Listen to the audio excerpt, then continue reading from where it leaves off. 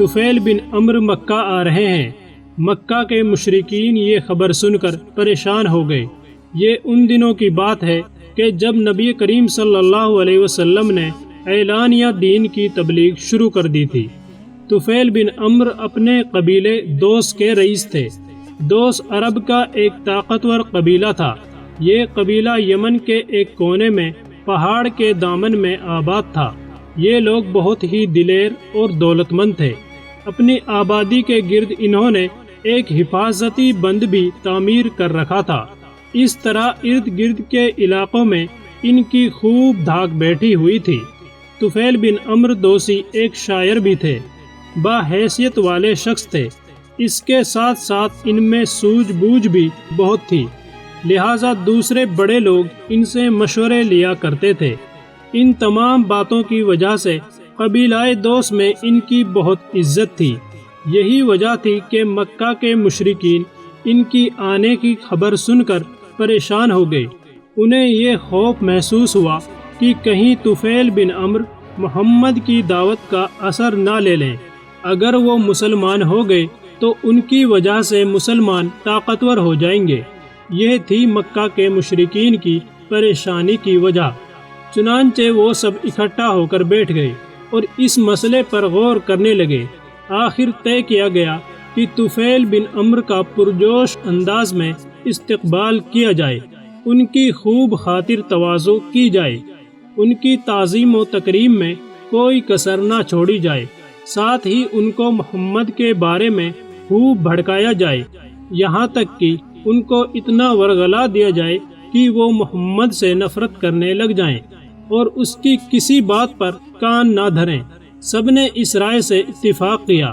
چنانچہ جوں ہی طفیل مکہ میں آئے، مشرکین نے ان کا زوردار استقبال کیا، انہیں ہاتھوں ہاتھ لیا، پھر نبی اکرم صلی اللہ علیہ وسلم کے بارے میں ان کے خوب کان بھرے۔ خود بعد میں طفیل بن عمرو نے بتایا کہ قریش کا جو آدمی بھی مجھ سے ملتا تھا وہ یہی کہتا تھا، تم ہمارے مہمان ہو، یہاں کے مقامی حالات سے نا واقف ہو۔ ہم خیر خواہی کے لیے بتا دیتے ہیں کہ ہمارے قبیلے کا ایک شخص محمد بن عبداللہ نے کچھ مدت سے ہمیں چکر میں ڈال رکھا ہے۔ اس نے ہم میں بے چینی اور الجھنیں پیدا کر دی ہیں، ہمارے سب کام گڑبڑ کر دیے ہیں۔ اس کی باتیں جادو کا اثر رکھتی ہیں۔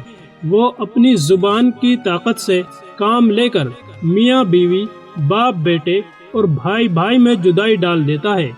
ہمیں ڈر ہے کہ کہیں تم اس کی چال میں نہ آ جاؤ۔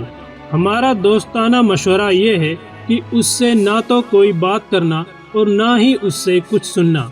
آگے طفیل بن عمرو بیان کرتے ہیں کہ ان باتوں نے مجھے کچھ اس حد تک خوف زدہ کر دیا تھا کہ میں نے اپنے کانوں میں روئی ٹھونس لی، تاکہ اگر اتفاقاً کہیں محمد سے ملاقات ہو جائے تو ان کی زبان سے نکلی ہوئی کوئی بات میرے کانوں میں نہ چلی جائے۔ اللہ کی قدرت کے کھیل انوکھے ہوتے ہیں۔ دوسرے دن طفیل بن عمرو صبح سویرے حرم کعبہ گئے تو دیکھا کہ رسول اللہ صلی اللہ علیہ وسلم کعبے کے پاس نماز پڑھ رہے ہیں۔ اس وقت یا تو کانوں میں روئی ڈالنا بھول گئے تھے یا روئی نکل کر گر گئی تھی۔ نبی اکرم صلی اللہ علیہ وسلم جو آیات تلاوت کر رہے تھے وہ ان کے کانوں میں پڑ گئی۔ اللہ کا کلام تھا اور نبی کریم صلی اللہ علیہ وسلم کی زبان مبارک سے نکلا تھا۔ طفیل بن عمرو سوجھ بوجھ والے آدمی تھے، اثر لیے بغیر نہ رہ سکے۔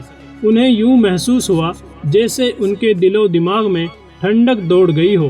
انہوں نے دل میں کہا، او طفیل، تو بھی کتنا ناسمجھ ہے، قریش والوں کے چکر میں آ گیا، کیا تجھ میں عقل نہیں ہے؟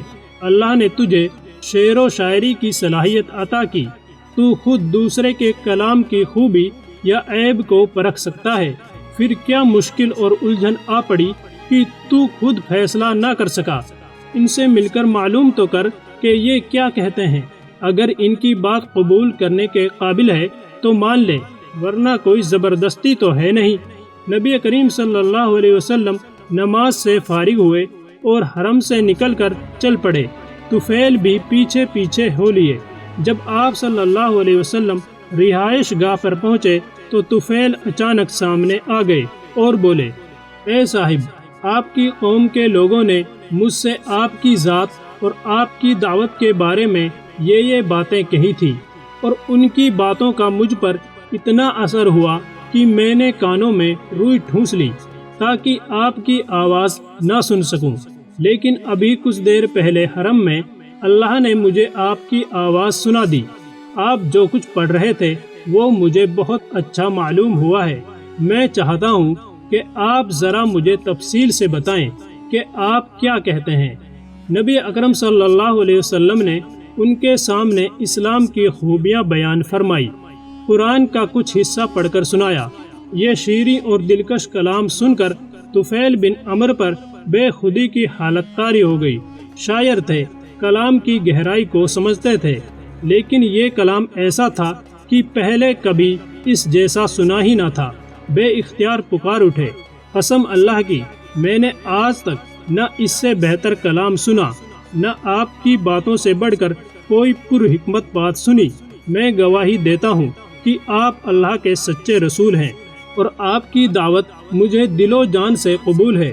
اس طرح حضرت طفیل بن عمرو رضی اللہ تعالی عنہ اچانک اسلام کی دولت سے مالا مال ہو گئے۔ قریش کی ساری تدبیریں دھری کی دھری رہ گئیں۔ حضرت طفیل رضی اللہ تعالی عنہ مکہ سے جانے لگے تو رسول اللہ صلی اللہ علیہ وسلم کی خدمت میں حاضر ہوئے اور عرض کی، یا رسول اللہ، میں اپنی قوم کا سردار ہوں، میری قوم مجھے بہت چاہتی ہے، اگر آپ اجازت دیں تو میں وطن جا کر اپنے قوم کو اسلام کی دعوت دینا چاہتا ہوں۔ آپ صلی اللہ علیہ وسلم نے ارشاد فرمایا، ہاں، تم اپنی قوم کو حق کی طرف بلا سکتے ہو۔ اس پر طفیل بن عمرو رضی اللہ تعالی عنہ نے عرض کی کہ آپ میرے لیے دعا فرمائیں کہ میرے لیے دعوت کا کام آسان ہو جائے، اور یہ کہ اللہ مجھے کوئی نشانی عطا فرما دیں۔ آپ صلی اللہ علیہ وسلم نے دعا فرمائی، الہی اسے کوئی نشانی عطا فرما۔ حضرت طفیل بن عمرو رضی اللہ تعالی عنہ رسول اللہ صلی اللہ علیہ وسلم کی دعا لے کر وطن کی طرف روانہ ہوئے۔ لمبے سفر کے بعد اپنی بستی کے قریب پہنچے تو سورج غروب ہو چکا تھا، ساری وادی اندھیرے میں ڈوب چکی تھی۔ راستہ دو پہاڑوں کے درمیان سے ہو کر جاتا تھا، گھپ گھاپ اندھیرے میں نیچے جانا بہت مشکل کام تھا۔ تبھی اس وقت ایک بہت ہی عجیب واقعہ پیش آیا۔ جو ہی حضرت طفیل رضی اللہ تعالی عنہ نے نیچے کی طرف رخ کیا، ان کا چہرہ ایک دم سے روشن ہو گیا۔ اس میں سے پھوٹ پھوٹ کر نکلنے والی روشنی نے ارد گرد کی فضا کو روشن کر دیا۔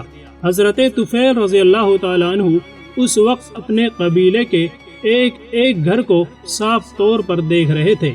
یہ رحمت عالم صلی اللہ علیہ وسلم کی دعا کا اثر تھا۔ معلوم نہیں اس وقت طفیل رضی اللہ تعالی عنہ کے دل میں کیا خیال آیا کہ انہوں نے دعا کے لیے ہاتھ اٹھا دیے، اے اللہ، اپنی نشانی چہرے کے بجائے کسی اور جگہ منتقل فرما دے۔ ابھی یہ الفاظ منہ سے نکلے ہی تھے کہ روشنی ان کے کوڑے میں آ گئی۔ اب ہاتھ میں پکڑا ہوا کوڑا مشال کا کام دے رہا تھا۔ یہ وہ نشانی تھی جس کی وجہ سے وہ جنور یعنی نور والے مشہور ہوئے۔ گھر پہنچے، سب سے پہلے باپ کو اسلام کی دعوت دی، انہوں نے بھی اسلام قبول کر لیا، پھر سارا گھرانہ مسلمان ہو گیا۔ اس کے بعد انہوں نے اپنے قبیلے کو اسلام کی دعوت دی، لیکن وہ اسلام نہ لائے۔ انہوں نے کوشش جاری رکھی، لیکن بہت کوششوں کے بعد صرف ایک آدمی مسلمان ہوا۔ آخر یہ پھر رسول اکرم صلی اللہ علیہ وسلم کے پاس گئے اور آپ صلی اللہ علیہ وسلم سے قبیلے کے لیے دعا کی درخواست کی۔ نبی کریم صلی اللہ علیہ وسلم نے دعا فرمائی۔ یہ پھر قبیلے کی طرف لوٹے اور پھر انہیں تبلیغ کی۔ آخر ان کے قبیلے کے اکثر گھرانے مسلمان ہو گئے۔ طفیل بن عمرو رضی اللہ تعالی عنہ 7 ہجری کو مدینہ گئے۔ آپ نے غزوہ خیبر میں شرکت کی۔ فتح مکہ کے موقع پر بھی آپ نبی اکرم صلی اللہ علیہ وسلم کے ساتھ تھے۔ فتح مکہ کے بعد طفیل بن عمرو رضی اللہ تعالی عنہ نے نبی اکرم صلی اللہ علیہ وسلم سے عرض کیا، یا رسول اللہ، میرے قبیلے کے کچھ لوگ ابھی تک مسلمان نہیں ہوئے ہیں۔ وہاں ایک بت خانہ ہے، وہ اس میں بتوں کی عبادت کرتے ہیں، اگر آپ اجازت دیں تو میں ان بتوں کو گرا دوں۔ نبی کریم صلی اللہ علیہ وسلم نے ارشاد فرمایا، ہاں، اس کو برباد کر دو۔ چنانچہ حضرت طفیل بن عمرو رضی اللہ تعالی عنہ اپنے قبیلے کے کچھ مسلمانوں کے ساتھ گئے، بت خانے کو تباہ کر دیا اور آگ لگا دی۔ غزوہ طائف کے موقع پر حضرت طفیل بن عمرو رضی اللہ تعالی عنہ نبی اکرم صلی اللہ علیہ وسلم کی خدمت میں حاضر ہوئے اور آپ صلی اللہ علیہ وسلم کو بت خانہ گرانے کی خبر سنائی۔ آپ بہت خوش ہوئے۔ نبی کریم صلی اللہ علیہ وسلم کے وصال کے بعد حضرت ابو بکر صدیق رضی اللہ تعالیٰ عنہ خلیفہ بنے تو بہت سے قبیلے مرتد ہو گئے، اسلام سے پھر گئے۔ ان کے خلاف جہاد میں حضرت طفیل بن عمرو رضی اللہ تعالیٰ عنہ نے بڑھ چڑھ کر حصہ لیا۔